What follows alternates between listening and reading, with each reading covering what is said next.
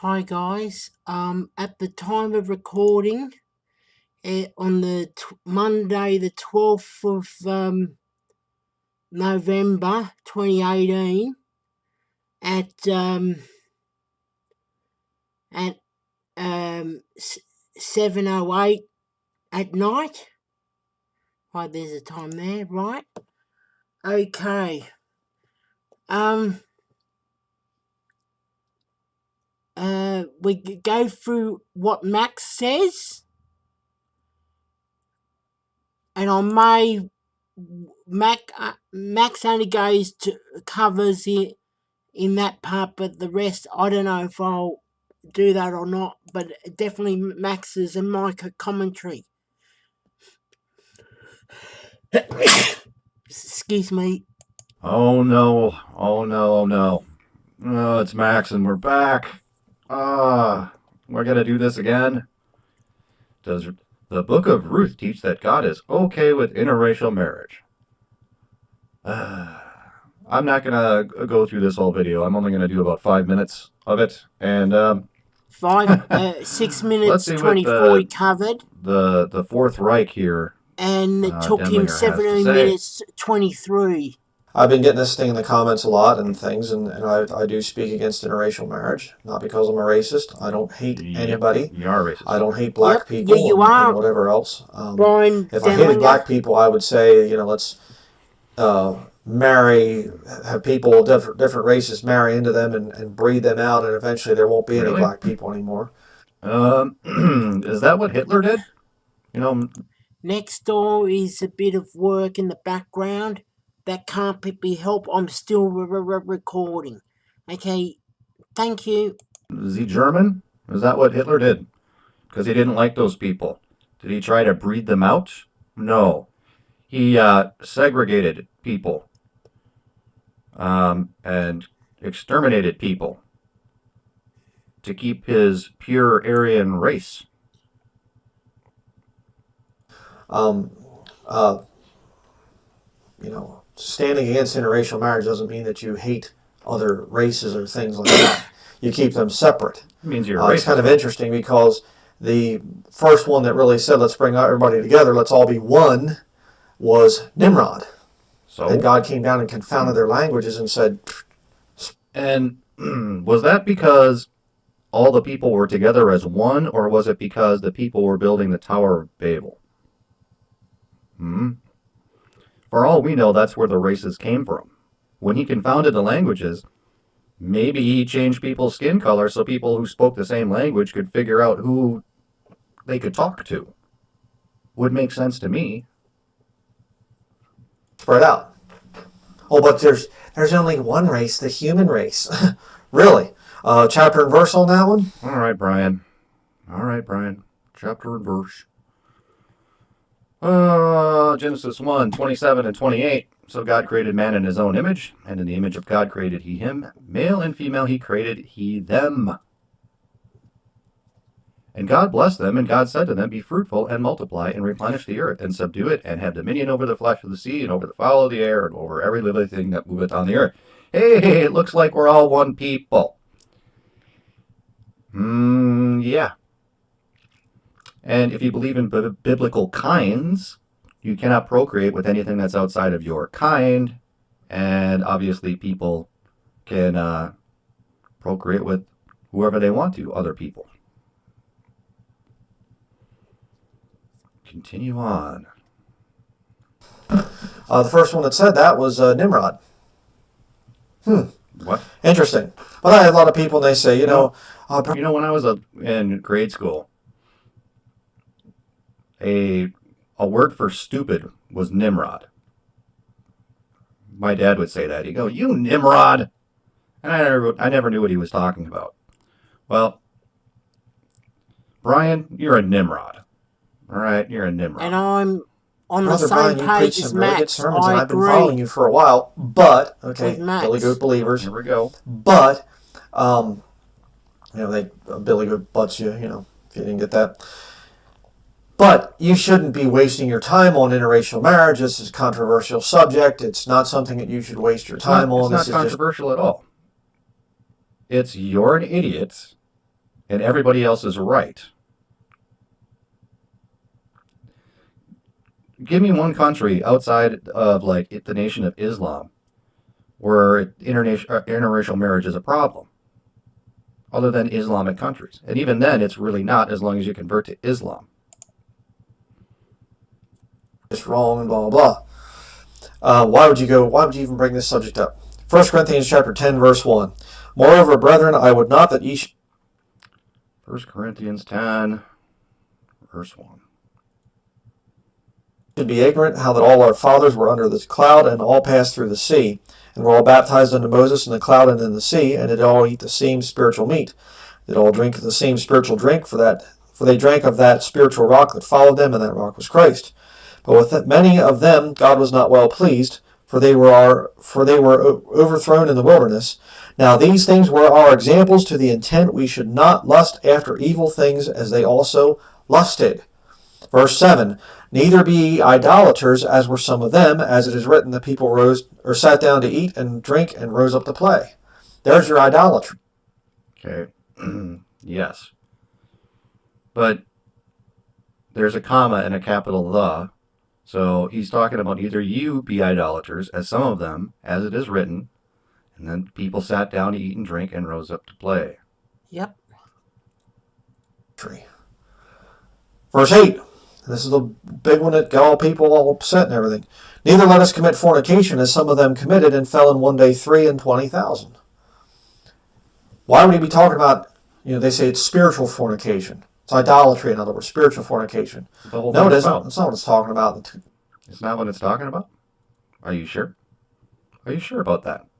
Because up here, that's exactly what they're talking about. They were overthrown in the wilderness. Right? They were idolaters.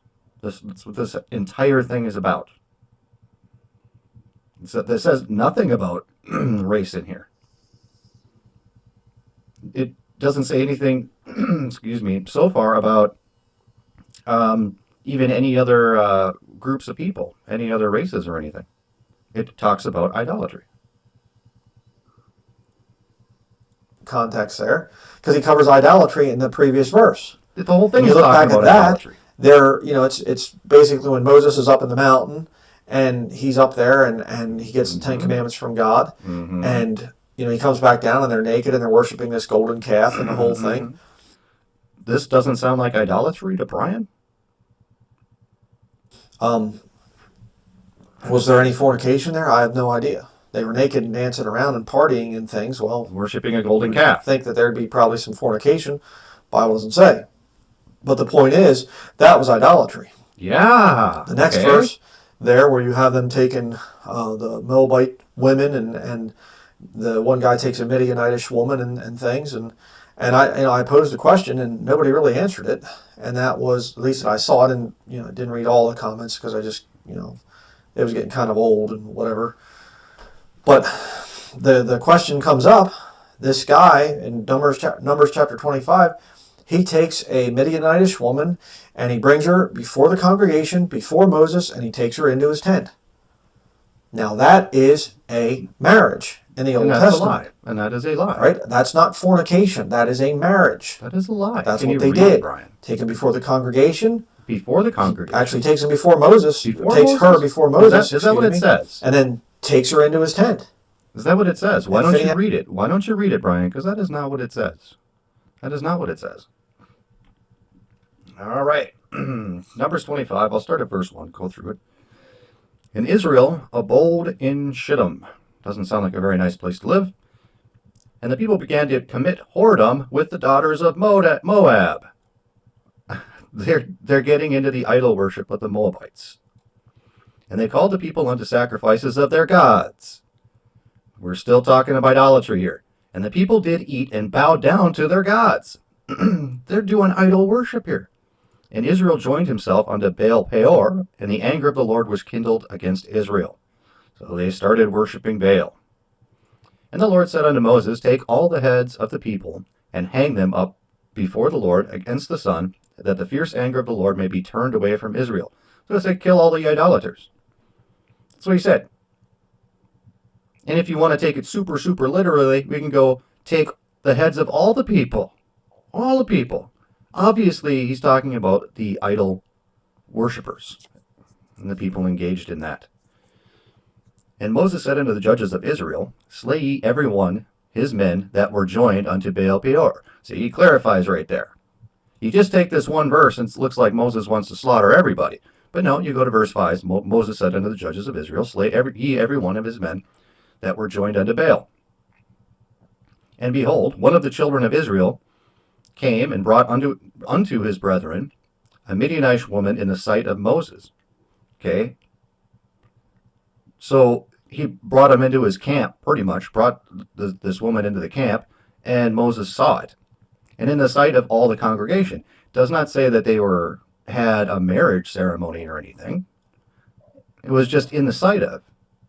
And this comes after Moses was commanded to slay everybody who was involved in idol worship.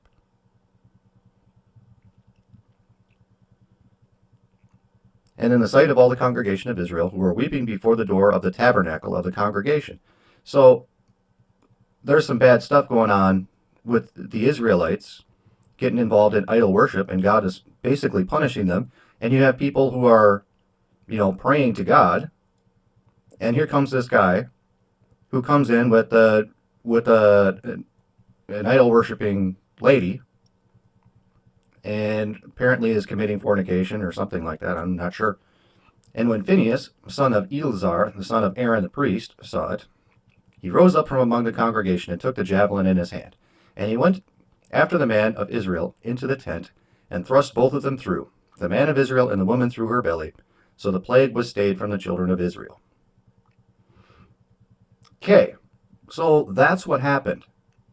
Where in there does it say anything about, anything with interracial marriage? It is all talking about idolatry. The whole thing. The entire thing, all the way down to verse 8. Now, if it was a race issue, okay? If it was a race issue, then Phinehas should have slayed Moses and his aunt. Right. His aunt and uncle. Right? If it was because Moses is married to an Ethiopian. Yep. If it was a race thing, right? What a moron. Phinehas goes in there and he kills them both with a spear, just runs them through. Why? Was it fornication? You see? It's called fornication. But, I keep getting this thing thrown at me with, the book of Ruth. The book of Ruth. So let's go back to the book of Ruth, and we're going to go through the book of Ruth. Here, we're going to see what actually is happening here. If you want to use the book of Ruth to promote interracial marriage, you got some real problems there. Some things that people just kind of conveniently overlook. But again, I don't. This whole thing of this whole interracial marriage thing, it's controversial, and you should. The things that are written back in the Old Testament, you don't just say, I'm a dispensational Christian today, and I'm just going to throw out the whole Old Testament, and I'll throw out the Gospels and whatever. The whole Bible is there for, doctrine, reproof, correction, instruction, and righteousness. Well, you probably should start using it then. For purposes of the Scriptures. You should probably and start Paul reading. plainly says about the things that are written aforetime are written for our learning. We're supposed to go back and read things in the Old Testament. But, people say, Ruth was a Moabite, Boaz was a Jew, it was an interracial marriage, obviously. God is for it, so we can do it today. One other point I want to make here before we get into the actual book of Ruth and see what really happened there. One other point I want to make is the fact that the Bible, if you can sum up what is the Bible, what is this book all about? The depravity of man and the perfection of Jesus Christ. If I was to sum up what the Bible's about. And so people go back through and they'll say, well, see, Moses married this woman here, and Boaz, he married this Moabite woman here, Ruth, and God wrote a whole book about it. And so, therefore, because other people did it, it's okay for us to do today. No, the Bible has many instances of people failing God. And the Lord writes it down. He records it. And none of it had anything to do with the race. When you actually see God judging certain things. Nothing ever had anything to do with the person's race. You got Samson, who married a Philistine, who worships another god, or didn't marry her, was running around with her, and that messed him up.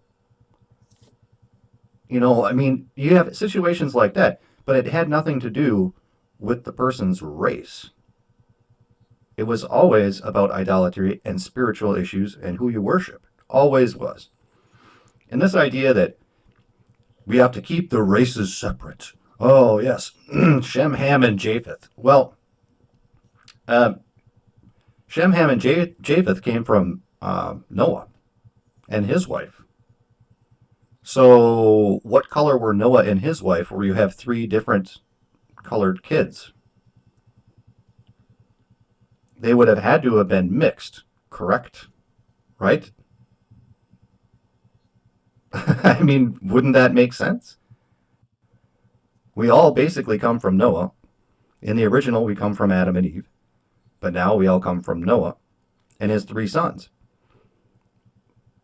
We know where the three sons decided to set up shop all throughout the world. So people make this distinction that, well, see, so, you know, Shem's this going to be this race, and Japheth is this race, and Ham is this race. Doesn't really say that in the Bible anywhere. As I said before, you know, the races could actually come from Nimrod, or just gradually over time.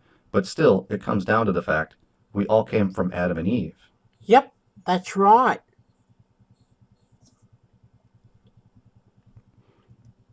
And giving them commands, don't go over there and take their daughters to be your wives. And he does that, and then they ignore that, and they say, well, so-and-so did it, and he got away with it, so it must be okay with God. That's a real problem. But let's look at what the book of Ruth actually teaches. Ruth chapter 1, we're going to read down to chapter 1, verses 1 through 7. What a Nazi. I'm not going to go through his entire stupid video. He, just an utter waste of time. He just commentary, but he just wants to that's where I'll show be. How much of a Nazi he is. And what is different between the rhetoric that he is saying and Adolf Hitler? The only difference is he says that he doesn't want to exterminate the other races. It's a sad thing. And he can't read. Okay? I mean, he says that the parts in scriptures he's quoted were 1 Corinthians 10 and Numbers, and they weren't about idolatry and spiritual things. He reads the verse where it plainly says it's about idolatry and spiritual things, and then he links it up with, well, it was because they were from a different country.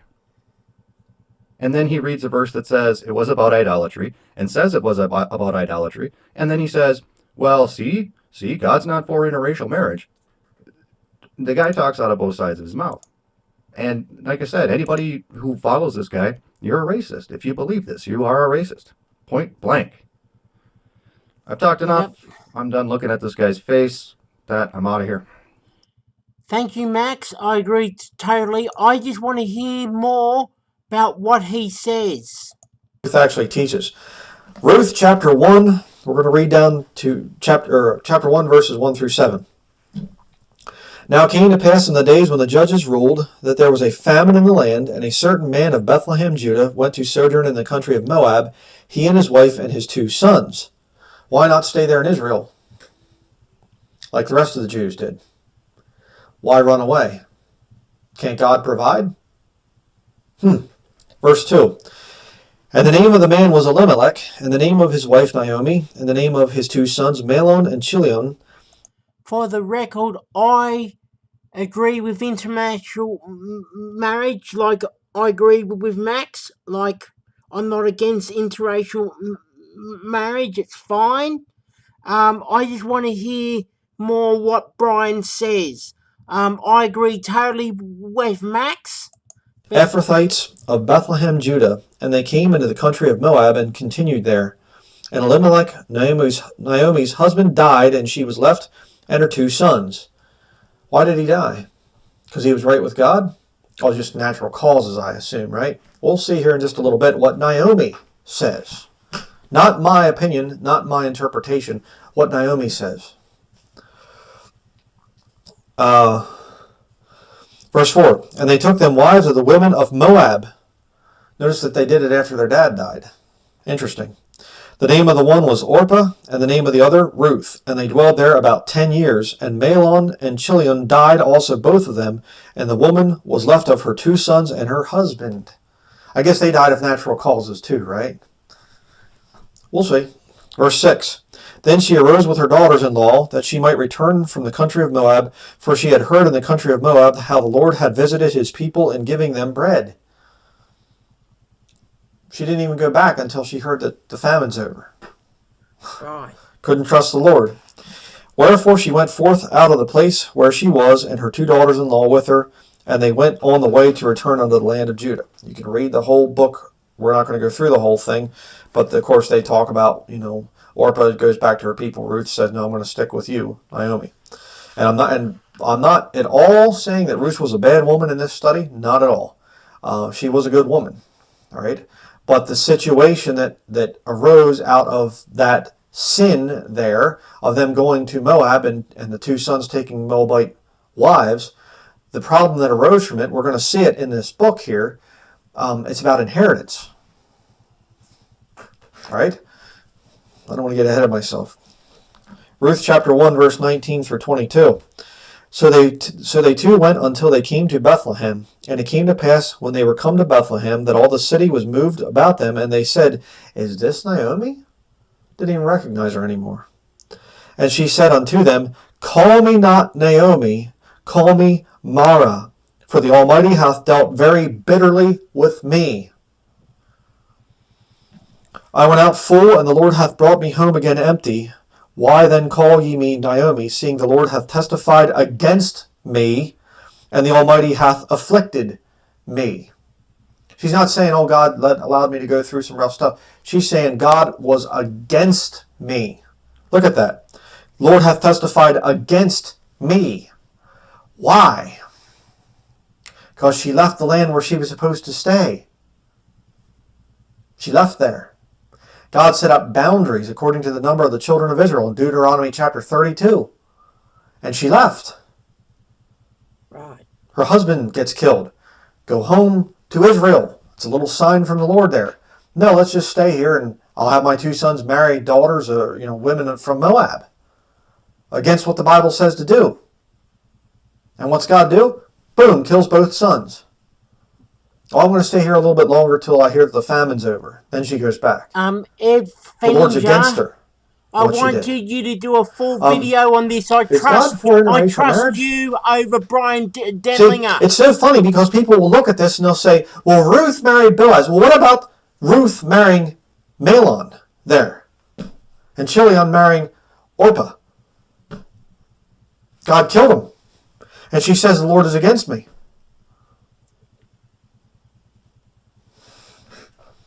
So God's against the interracial marriage of Mahlon and Ruth, but he somehow changes his mind with Boaz and Ruth. Mahlon and Ruth, wrong. Boaz and Ruth, correct and good. Oh, but maybe, I guess, they'll come out and they'll say that, Naomi, the Lord was against her for another reason. It wasn't because of the interracial marriage of her son.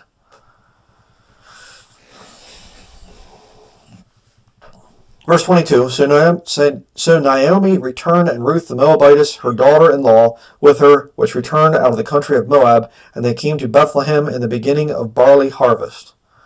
Why does it call her a Moabitess, by the way, if there's just one race, it's the human race? Why? Why make a distinction?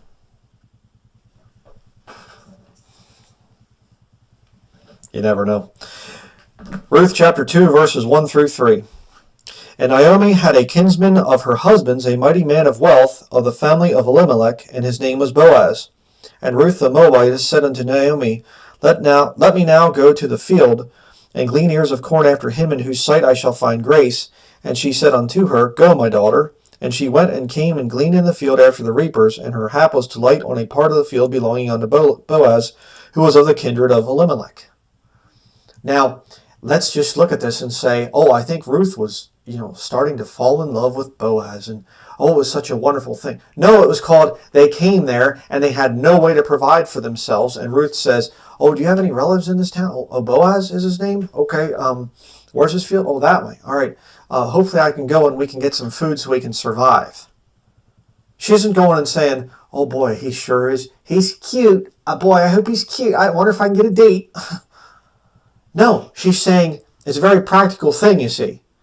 Coming into the country there, and she's saying, okay, I just left my home here. I have no husband to provide for me. What am I going to do? Well, you have a relative, Naomi? His name's Boaz? Okay, let me go and harvest in his field there. Verse 4. And behold, Boaz came from Bethlehem and said unto the reapers, the Lord be with you. And they answered him, the Lord bless thee. Then said Boaz unto his servant that was set over the reapers, whose damsel is this? Get back to that in a minute. And the servant that was set over the reapers answered and said, it is the Moabitish damsel that came back with Naomi out of the country of Moab. And she said, I pray you, let me glean and gather after the reapers among the sheaves. So she came and hath continued even from the morning until now, that she tarried a little in the house. Then said Boaz unto Ruth, hearest thou not, my daughter? Go not to glean in another field, neither go from hence, but abide here fast by my maidens. Get back to that in a minute. Let thine eyes be on the field that they do reap, and go thou after them. That have I not charged the young men that they shall not touch thee? And when thou art athirst, go unto the vessels, and drink of that which the young men have drawn. Then she fell on her face, and bowed herself to the ground, and said unto him, why have I found grace in thine eyes, that thou shouldest take knowledge of me, seeing I am a stranger? And Boaz answered and said unto her, it hath fully been showed me all that thou hast done unto thy mother-in-law since the death of thine husband, and how thou hast left thy father and thy mother and the land of thy nativity, and art come unto a people which thou knewest not heretofore. The Lord recompense thy work, and a full reward be given thee of the Lord God of Israel, under whose wings thou art come to trust.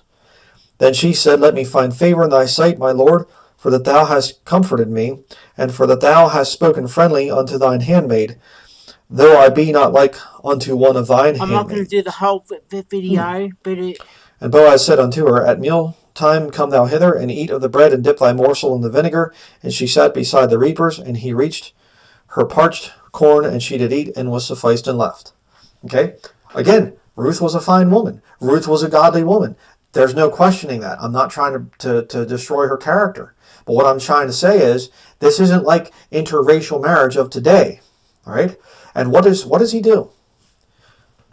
Look there at where are we at here? Verse 8. Then said Boaz unto Ruth, hearest thou not, my daughter? Go not to glean in another field, neither go from hence, but abide here fast by my maidens. What is a maiden in the scriptures? A maiden is a servant girl. Modern day English, a slave. right. Boaz tells this woman, who's of, technically somewhat Hamitic descent. You have Lot going into Sodom and Gomorrah, which was the descendants of Ham went there, and he takes a wife, and then his one daughter, basically gets him drunk and, sleeps with him in the cave there after they leave Sodom and Gomorrah, after they flee, and then their child becomes the ancestor of the Moabites. So I don't know what you would call that, 3/4 Jewish and 1/4 Hamite or Right. whatever, because the mother and father, mother, whatever the woman's name, Lot's wife, Lot, Jew, Hamite, and then they have one that's, part Hamite, part Jewish, and then, she is with her father, and so you have the Moabites. But he doesn't say to her, hey, I'm going to give you a real nice, respectable place. Hey, go over there with my female slaves, my maidens. Go over there and work with them. And she does.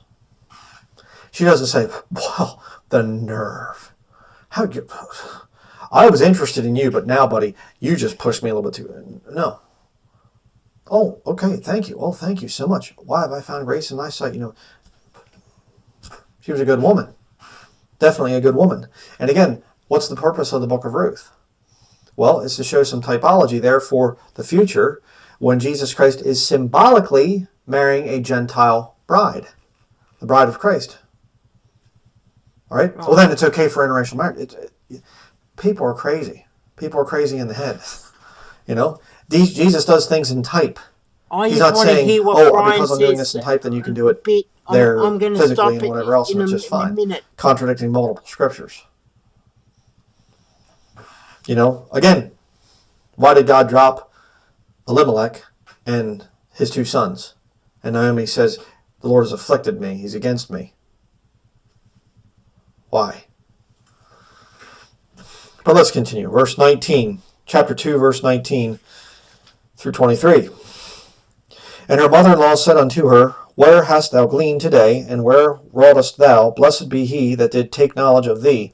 And she showed her mother-in-law with whom she had wrought, and said, The man's name with whom I wrought today is Boaz. And Naomi said unto her daughter-in-law, Blessed be he of the Lord, who hath not left off his kindness to the living and to the dead.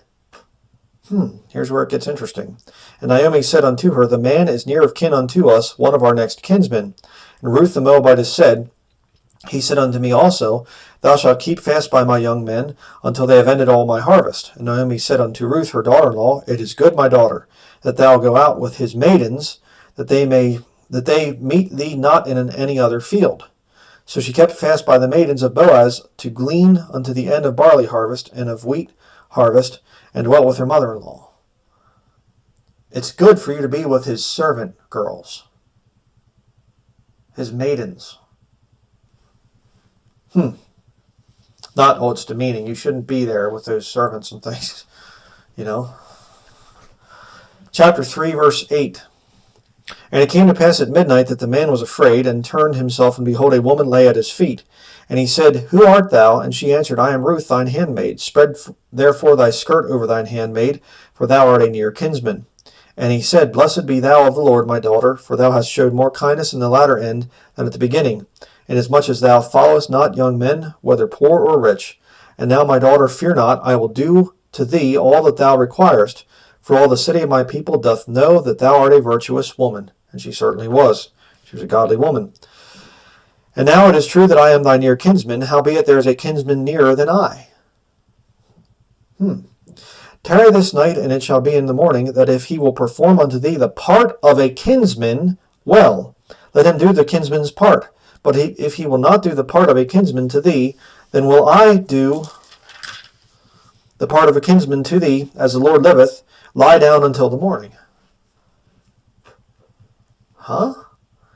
Do the part of a kinsman? Yeah, you see, if a line of families dies, and there's no male heir there, you say a father dies, I'll say it this way, and no male heir there, and things, and whatever else, well, the idea there in the Old Testament is that there needs to be a man there to carry on the inheritance. Right. Near kinsman, in other words, to carry on there so that he can have that inheritance.